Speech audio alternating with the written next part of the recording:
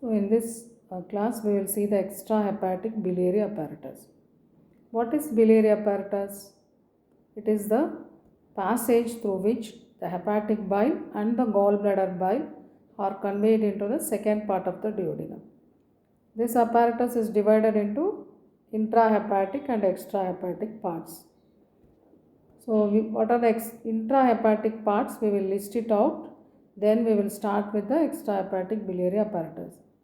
Intrahepatic biliary apparatus consists of bile canaliculi. So that is the place where it is secreted. From that leads to the canals of the herring. From there to the bile ductules. Then the right and left hepatic ducts. So this completes the intrahepatic parts. Now the extrahepatic parts of the biliary apparatus. In this you can start from the gallbladder, cystic duct on the left side. On the right side, common hepatic duct. Then the common hepatic duct and cystic duct joins to form the bile duct. So these are the four parts of the extrahepatic biliary apparatus. We have to see one by one. Shall we start with the common hepatic duct? So how it is formed is by the union of the right and left hepatic ducts at the right end of the porta hepatis. It passes downwards within the right free margin of lesser omentum. So lesser omentum, what are three structures in the right free margin? We have covered in many classes. What are they? Common hepatic duct, principal hepatic artery and the portal vein. In this common hepatic duct will be on the right side, principal hepatic artery on the left side, behind is the portal vein. So these are the relations of this common hepatic duct. So if you know these three relations in the right free margin of lesser omentum, you can write this relations of the common hepatic duct. Now we will move on to the gallbladder. Gallbladder is a pear-shaped viscous, hollow, situated obliquely in a non-peritoneal fossa on the under surface of the right lobe. If you see its length 7 to 10 centimeter, breadth is 3 centimeter, capacity is 30 to 50 ml.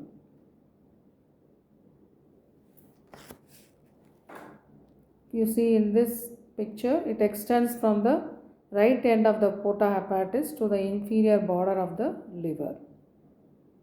So what are the parts of the gallbladder? Which is the part which is projecting below the inferior border of the liver, are you seeing? That is the fundus. Next is the body and next is the neck of the gallbladder. So first fundus. It is the lower expanded free end of the gallbladder which projects below the inferior border of the liver. Fundus is covered by peritoneum on the all sides.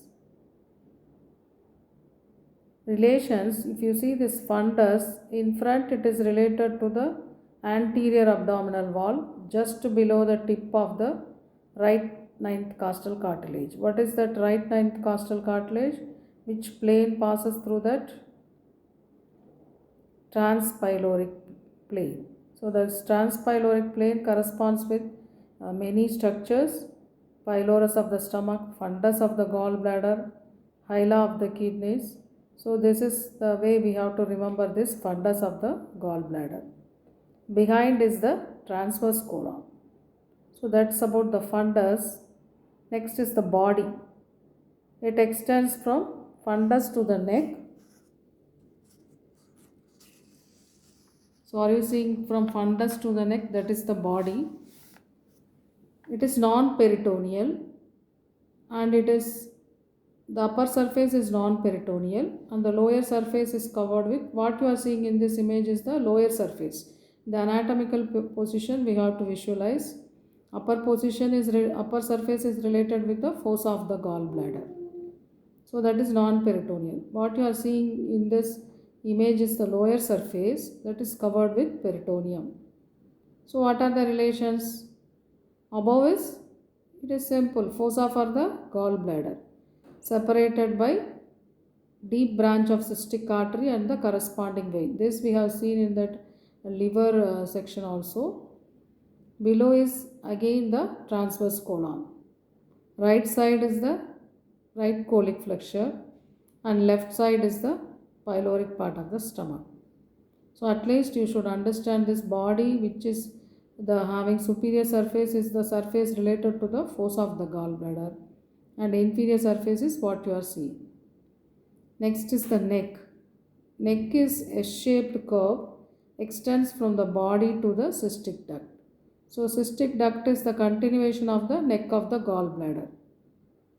So how it is S-shaped? If you see the neck, first it passes upwards and forwards, then turns downwards and backwards. That's why it is S-shaped.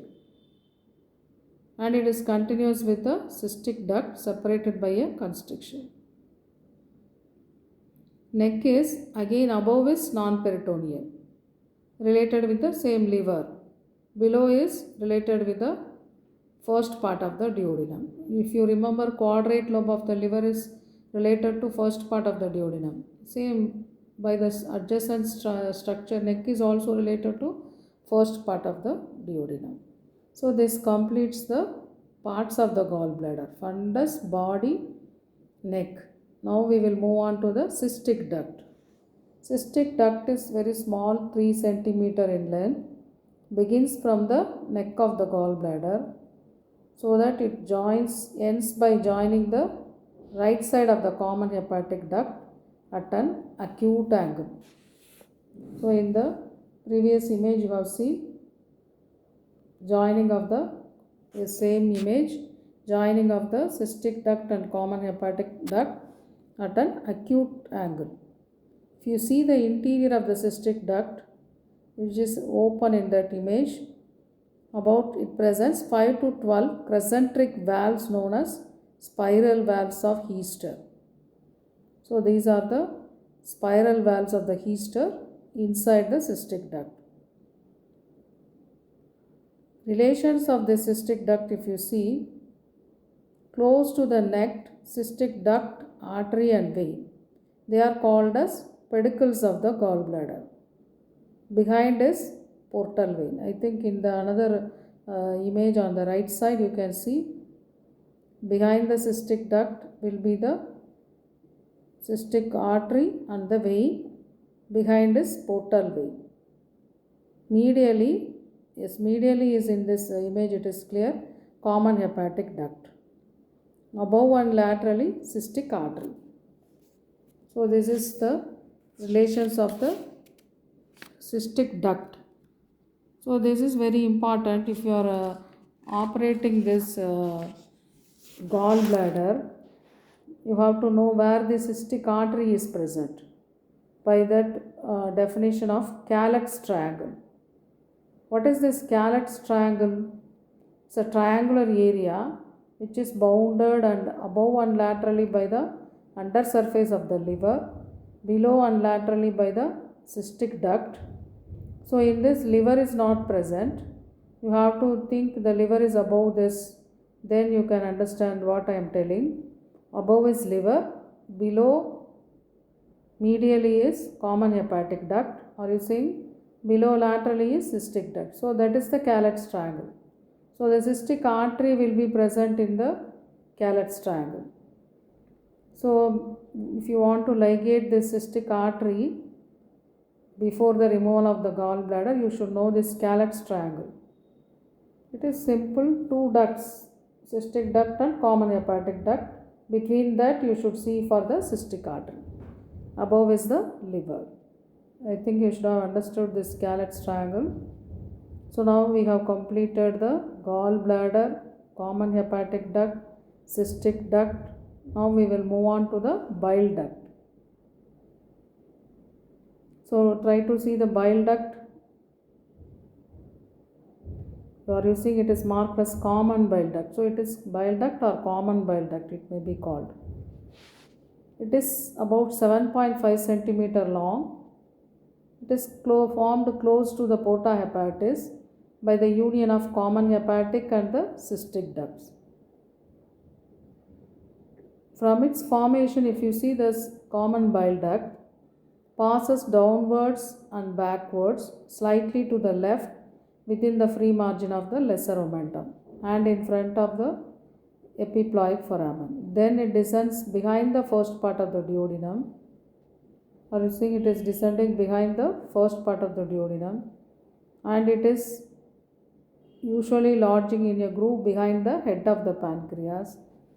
So then termination, if you see in the posteromedial wall of the second part of the duodenum, bile duct comes in contact with the, so in the right side image you see bile duct comes in contact with the main pancreatic duct, so that both ducts pierce duodenal wall separately.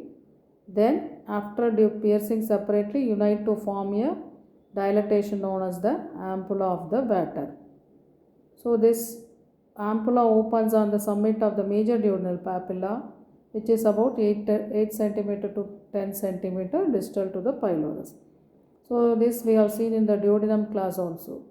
So bile duct, you should know, formation is by the union of cystic and the common hepatic ducts. Termination is, it is joining with main pancreatic duct to open on the summit of the major duodenal papillae. Course is mainly in the right free margin of the lesser omentum, then passes behind the first part of the duodenum. So if you see, it passes behind the first part of the duodenum, so it may be divided into three parts: supraduodenal part, retroduodenal part, and infraduodenal part, and also the last part intraduodenal. So same as this parts, if you remember, it will be the same parts in the portal vein also. So you have to read this extrahepatic biliary apparatus and the portal vein at together. Then only you can understand the relations will be almost the same, parts will be almost the same, and it is easy to read and understand.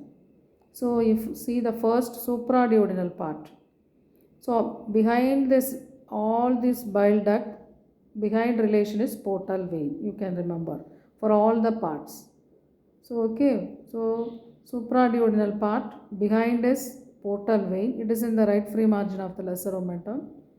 Left side is hepatic artery. This we have seen already in the common hepatic duct also, same relations. Retroduodenal part, what is in front? It is first part of duodenum. Behind is portal vein. Left side is gastroduodenal artery. Infraduodenal part, what is in front of this? What will be in the C-shaped curve of the duodenum? Head of the pancreas. Behind will be the, here the portal vein is not present, it is formed just at the neck of the pancreas. So behind this, what is the relation is the inferior vena cava. Intraduodenal part, it's about 2 centimeter and it is about 2 centimeter in length. Its course is by a longitudinal fold in the interior of the second part of the duodenum, which extends upwards from the major duodenal papilla. So this is how the bile duct should draw one picture related to the first part of the duodenum. Then you try to put the portal vein behind this, then you can understand the relations of the extra common bile duct. So now we have completed this extrahepatic biliary apparatus in very short. Hepatic duct, common hepatic duct, cystic gallbladder, cystic duct and bile duct, and also the parts of the bile duct. So now what is this sphincter of Oddi? It consists of three types of sphincter. Around this bile duct, sphincter choledochus, that will be the sphincter of Boyden. Around the pancreatic duct, sphincter of pancreaticus. So around this termination of the ampulla, sphincter of Oddi. Okay, so the sphincter of Boyden is the strongest of all. What is the sphincter of Boyden? Around the preampullary part of the bile duct. Other two sphincters may be absent in the humans. So this is about the sphincters of this ducts, bile duct, pancreatic duct and the major duodenal papillae. Now we will see the arterial supply of the extrahepatic biliary apparatus. Upper part of the duct is supplied by cystic artery, upper part of the bile duct. Middle part is by the right hepatic artery. Lower part is by the posterior duodenal artery. So this completes this extrahepatic biliary apparatus. So this is the image for the parts of the bile duct. Can you see this? Yes, bile duct passes behind the first part of the duodenum. Behind that bile duct, can you see the portal vein? So then infraduodenal part in front is the head of the pancreas, and retroduodenal part in front is the first part of the duodenum. So same in the lower part it is represented by the posterior view also. So this completes the extrahepatic biliary apparatus. What is the applied anatomy of this extrahepatic biliary apparatus is, if you want to visualize this extrahepatic biliary apparatus, previously it was done by the cholecystography. Chole means gallbladder, cysto, that is the cystic duct. So how it is taken is certain dyes, sodium tetraiodophenolphthalein.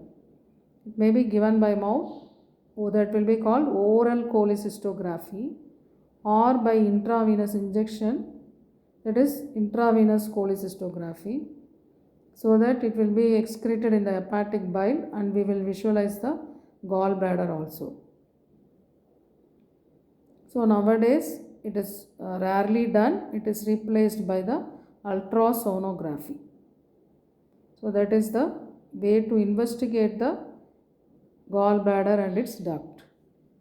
Inflammation of the gallbladder will be called as cholecystitis. More frequent in, you should remember, FF4F, fair, fertile, fatty female, above 40 years of age. Sometimes this inflammation is caused by the gallstones. So the pain will be called as biliary colic. So that this gallstone may obstruct this bile duct, so that they will be presenting as the obstructive jaundice. So these are the main applied anatomy of when the gallstones, when it is in the gallbladder, it is of it will not cause any symptoms. When it moves to this cystic duct or to the bile duct, it may obstruct the bile pathway, so causing the obstructive jaundice. So in the pain in this gallbladder will be exactly situated opposite to the fundus of the gallbladder. So that's how we can identify this pain of the gallbladder, and it can be visualized by the ultrasonography. And surgery for removal of gallbladder will be the cholecystectomy, nowadays done mostly by the laparoscopic techniques. I think you should have understood this main topic. As I have told previously, you try to read this topic along with the portal vein, which will have also 3 parts: supraduodenal, retroduodenal and infraduodenal part. So it will be easy to understand the 2 topics together. So we will continue with the portal vein in the next class.